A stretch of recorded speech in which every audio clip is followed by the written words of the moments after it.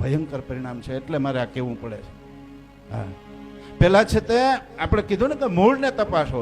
પેલા વર વધુ બે પરણી અને પછી વડીલોને પગે લાગતા, એટલે એને ખબર પડતી કે અમારા વડીલો આવા છે, એના વડીલોમાં સંસ્કાર આવા છે. પછી દેવગોત્રને પગે લાગવા જતા, એટલે દેવ અમારા આવા છે, અમારું ગોત્ર આ છે. અને પછી સુરવીરને પગે લાગવા જતા, એટલે એને ખબર પડતી કે અમારા કુટુંબમાં આવા સુરવીર થઈ ગયા છે, ધર્મ માટે ખપી ગયા છે, બેન દીકરીની ઇજ્જત માટે ખપી ગયા છે, ગાયું માટે ખપી ગયા છે. એટલે આ કુળનું લોહી અમે છીએ, અમે આ કુળનું લોહી છે. અને આ દીકરી જે પૈણીને આવી હોય ને, એને ખબર પડે કે હું આ કુળમાં પૈણીને આવી છું, આવું લોહી જેનું છે ને એના કુળમાં પરણીને આવી છું, એટલે મારે આમ તેમ નહીં હલાય, મારાથી આમ તેમ નહીં હલાય, જેમ તેમ નહીં ચાલી શકું. આ એને ખબર પડતી, આ એને યાદી અપાવવા માટે આ રિવાજ હતા. અને પછી મામાને ત્યાં રોટલા ખાવા જાય, કાકાને ત્યાં રોટલા ખાવા જાય, મોટા ભાઈને ત્યાં રોટલા ખાવા જાય, ફઈને ત્યાં રોટલા ખાવા જાય.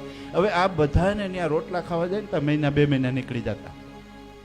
અને એ રોટલા ખાવા જાય ત્યાં બધી કુળની વાતું થાય, હગાની વાતું થાય, વાલાની વાતું થાય, વાલપની વાતું થાય. અને એ વાતું કરતા કરતા મર્યાદામાં બીજકનું રોપણ થતું.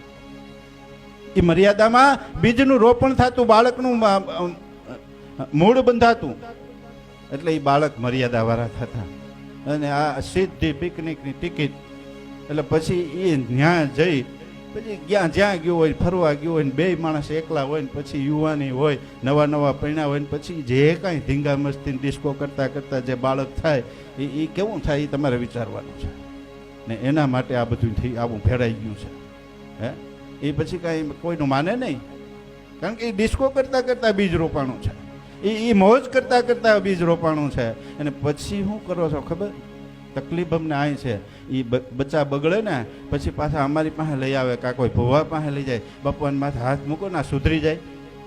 માં આ તારો બગાડેલો છે, એ અમારાથી ન સુધરે. હે, એ અમારાથી ન સુધરે, કારણ કે તે બગાડ્યો છે, તે એનું બીજે ખોટું રોપ્યું છે, તે 9 મહિના એને સંસ્કારો ખોટા આપ્યા છે. અને પછી મોટો થયા પછી ડિસ્કાસ શીખવાડ્યા છે. ઘણી જગ્યાએ અમે બેહવા જઈએ ને, એટલે આ માતાઓ કહે, બાપુ અમારા દીકરાને બહુ ડિસ્કો આવડે છે ભાઈ, બહુ ડિસ્કો આવડે કે. પછી ટીવી ચાલુ કરે, એમાં હિન્દી ગીત લગાડે, પછી કે બેટા નાચતો ડિસ્કો કરતો બાપુને બતાય.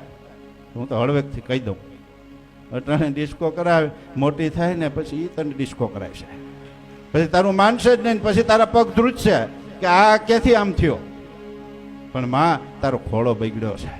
હે, આજ ભારતીય નારીનો, ભારતીય સન્નારીનો, ભારતીય માનો ખોળો બગડી ગયો છે. એટલે આ સમાજ બગડી ગયો છે, સમાજ બગડતો જાય છે, સમાજમાં ભ્રષ્ટાચાર. અને પછી સંતો અને સજ્જનો ચિંતા કરે છે કે આ સમાજ ક્યાં જઈને રોકા હે. ભલા આપણે કઈ વડીલોની આ બધી પ્રથાઓ, કુરિવાજો ખોટા હતા, આ પરંપરા ખોટી હતી, આ નાચમાં જ પરણાય એવું ખોટું હતું, ગમે ત્યાં ગમે એમ કરાય.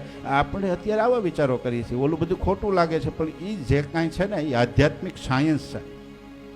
ત્યારે ભીષ્મ જેવા પાક્યા હતા, અત્યારે કાં ન પાકે? કારણ કે એ આધ્યાત્મિક સાયન્સ છે, ગર્ભ સાયન્સ છે. ને મેં બહુ સંશોધન એમાં કર્યું છે કે માનો ખોળો એટલે શું, માને ખોળેથી શું મળી શકે. પણ આ ગમે એમ હાલવું છે, ગમે ન્યા પીણવું છે, ગમે એને ન્યા આનંદ કરવો છે.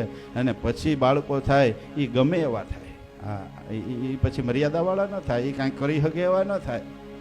અને એ થઈ ગયું હોય ત્યાં સુધી બહુ મોડું થઈ ગયું હોય. પછી જ્યાં ત્યાં આપણે હળિયું કાઢી અને સુધારો, સારી સ્કૂલમાં બેહાડે.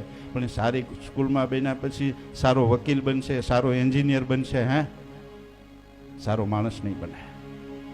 વકીલ બનીને જેના તેના કાવા દાવા કરીને રૂપિયા ભેળા કરશે.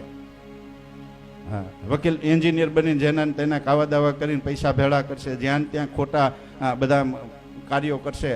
પણ એક સજ્જન માણસ નહીં બને. સજ્જન માણસ માના પેટમાં જ મોટો થાય છે. સજ્જન જન્મે છે, સજ્જન કાંઈ સ્કૂલ કોલેજમાં નથી બનતો.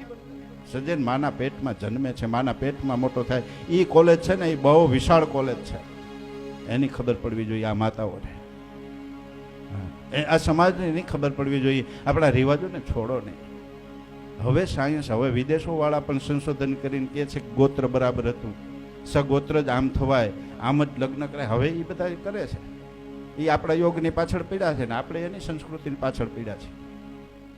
આપણે નૈરું નાચવું જ ગમે છે, એટલે આપણે ક્લબોને બહુ પ્રાધાન્ય આપ્યું છે. નૈરું નાચવું ગમે છે. આપણે આનંદ જ કરવો છે. આ જીવનની ગંભીરતાની આપણે ખબર જ નથી. ભલા માણસ પૈસો મળ્યો છે એનો દુરુપયોગ કરીએ છીએ, પૈસાનો સદુપયોગ નથી કરતા. સ્વતંત્રતા મળી છે એનો દુરુપયોગ કરીએ છીએ.